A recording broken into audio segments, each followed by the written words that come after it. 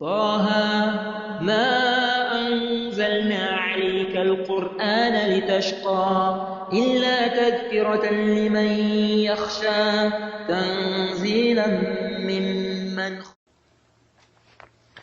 Et parmi les gens, nous avons certaines personnes qui croient que lorsqu'on est devenu musulman et qu'on a attesté, peu importe l'acte qu'on va poser, on ne sort pas de l'islam. Car la foi c'est dans le cœur. Hein? Et ils te disent quoi? Ils te disent quoi? Quelqu'un a dit la ilaha illallah, vous vous dites qu'il est kafir? Quelqu'un a dit la ilaha illallah, vous dites qu'il est kafir? Quelqu'un qui dit la ilaha illallah, vous dites qu'il est kafir. Nous disons, et après il t'amène, le prophète a dit man qala la ilaha dakhala al-jannah. Celui qui a dit la ilaha illallah va rentrer au paradis. Nous disons hadha qawlun batil. Et ça c'est la conception des murji'a. C'est la conception des murji'a. Et ils sont là. Ne pensez pas qu'ils sont pas là. Vous allez trouver plein de gens comme ça qui se prétendent être des musulmans. Ils vont te dire quoi? Ils vont te dire la foi c'est dans le cœur. Après ils vont t'amener le hadith sur le prophète Mohammed sallallahu alayhi wa sallam a dit quoi? Inna Allah la yanzuru ila suwarikum wa innama yanzuru ila qulubikum. Que Allah subhanahu wa ta'ala, que le prophète a dit Allah subhanahu wa ta'ala ne regarde pas vos formes mais il regarde votre cœur ou bien vos cœurs. Nous disons oui mais il faut continuer le hadith. Le hadith a une suite. Quelle est la suite du hadith? Wa a'malikum ila qulubikum wa a'malikum. Le prophète ne s'est pas limité au cœur. Il a dit Allah subhanahu wa ta'ala ne regarde pas vos formes mais il regarde vos cœurs et vos actes. Pourquoi tu as laissé la suite du hadith? Le hadith est dans Sahih Muslim. Okay? Donc ici là, tu viens maintenant, tu dis à quelqu'un que mais pourquoi tu ne gardes pas la barbe mon frère? Pourquoi tu restes ta barbe? Il te dit la foi c'est dans le cœur. Tu vois, elle n'est pas voilée. Pourquoi tu ne te voiles pas ma soeur? Il faut te voiler. La foi c'est dans le cœur.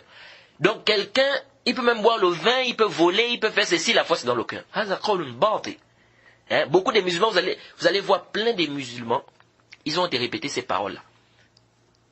Ils vont te dire non, la foi c'est pas ce que vous voyez là, la barbe, hein, vous voyez des gens qui coupent leur commis, vous voyez des femmes qui sont en voile, c'est pas ça la foi c'est dans le cœur. Ça c'est quelle foi qui est dans le cœur, qui ne sait, c'est-à-dire qu'on ne sent pas dans les actes. Ça c'est quelle foi ça? Alors que le prophète Mohammed sallallahu alayhi wa sallam a dit quoi? Dans le Sahih, il a dit ala inna fi jasadi mudgha iza salahat salaha al-jasad kulluhu wa iza fasadat fasada al-jasad kulluhu ala wa hiya al-qalb. Le prophète a dit quoi? Il a dit dans le corps il y a un morceau de chair. Si le morceau de chair là est propre, l'extérieur, tout le corps sera propre. Si le morceau de chair est sale, tout le corps sera sale. Ça montre quoi? Ça montre qu'il y a quoi? Il y a un rapport entre quoi? Entre l'extérieur et l'intérieur. Ça c'est quelle foi que toi tu dis? Tu as une foi propre, mais on ne voit pas ça dans les actes. Ça c'est des paroles qui sont quoi? Fausses. Et parmi les preuves claires qui montrent que quelqu'un peut... Parce qu'il y a des gens qui pensent que quand tu es devenu musulman, tu ne peux plus sortir de l'islam. C'est faux. De la même manière que quelqu'un qui a fait les ablutions. Vous savez, quand on fait les ablutions, est-ce que parce que quelqu'un a fait les ablutions, ça veut dire qu'il va rester comme ça là toute la vie? Non. Il y a des choses qui annulent les ablutions. N'est-ce pas? Il y a des choses qui annulent les ablutions. Si quelqu'un a dormi, n'est-ce pas? Si quelqu'un, par exemple, il a fait un paix, si quelqu'un est allé, il a fait pipi, ou bien si quelqu'un est allé aux toilettes, n'est-ce pas? Tout ça, ce sont des choses qui font quoi? Qui annulent les ablutions. Jade?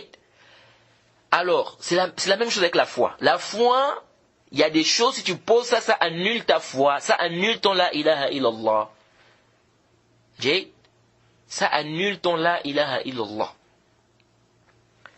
Donc, parmi les preuves les plus claires qui montrent, n'est-ce pas, que celui qui est rentré dans l'islam, il peut devenir kafir, il peut encore sortir de l'islam, le verset où elle a dit قُلْ أَبِاللَّهِ وَآيَاتِهِ وَرَسُولِهِ كُنْتُمْ تَسْتَهْزِئُونَ لَا تَعْتَذِرُوا قَدْ كَفَرْتُمْ بَعْدَ إِيمَانِكُمْ. Soit 9, verset 65 à 66. Elle a dit, dis, est-ce d'Allah, de ces versets et de son messager dont vous vous moquez, ne vous excusez pas, vous avez mécru après avoir eu la foi.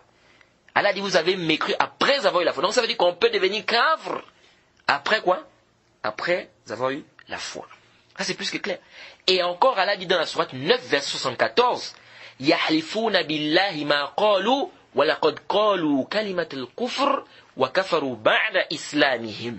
Sourate 9, verset 74. Elle a dit, ils jurent, n'est-ce pas, par Allah, qui ne l'ont pas dit.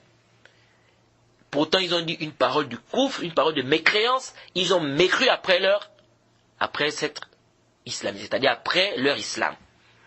Le verset est clair. Ils ont mécru après leur islam. Donc ça veut dire que quelqu'un qui est devenu musulman, il peut devenir kafir après. Donc c'est pas parce que tu es musulman que tu te dis qu'il y a la certitude, c'est fini, tu vas rentrer au paradis. Non! Il y a des actes que si tu poses, tu sors de l'islam. Et ici là, Allah a dit quoi? Ils ont dit une parole du koufr. Ça c'est parmi les versets qui prouvent que la parole peut être du koufr. L'acte peut être du koufr et qu'on peut sortir de l'islam à travers la parole. On peut sortir de l'islam à travers l'acte. On peut sortir de l'islam à travers la croyance. Il y a des gens qui pensent on sort de l'islam à travers la croyance. Non, c'est faux. Il y a des paroles que si tu prononces ça, tu sors de l'islam. Parce que cette parole-là, bizatihi, ça c'est quoi? C'est du koufr. Hein, cette parole-là, c'est-à-dire hadi kalima bizatiha, c'est du koufr. Quelqu'un maintenant il insulte le prophète. On dit quoi? Il n'est pas kafr. Jusqu'à ce qu'on va savoir d'abord qu'est-ce qu'il avait dans son cœur. Est-ce qu'il pensait que c'est halal ou c'est pas halal? Non, il est kafr. Parce que cette parole-là, en elle-même c'est du koufr, c'est de la mécréance. Et Allah dit quoi? C'est-à-dire ils ont prononcé, ils ont dit une parole de mécréance. Ils ont mécru. Donc cette parole c'est une parole du koufr.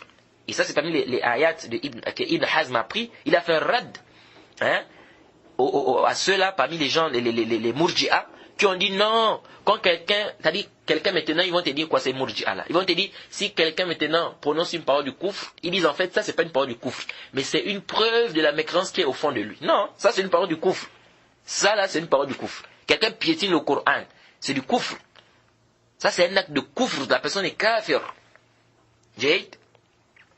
Donc ici là ce sont des versets qui sont plus que clairs, qui nous montrent que quelqu'un peut avoir la foi, puis devenir mécréant par la suite.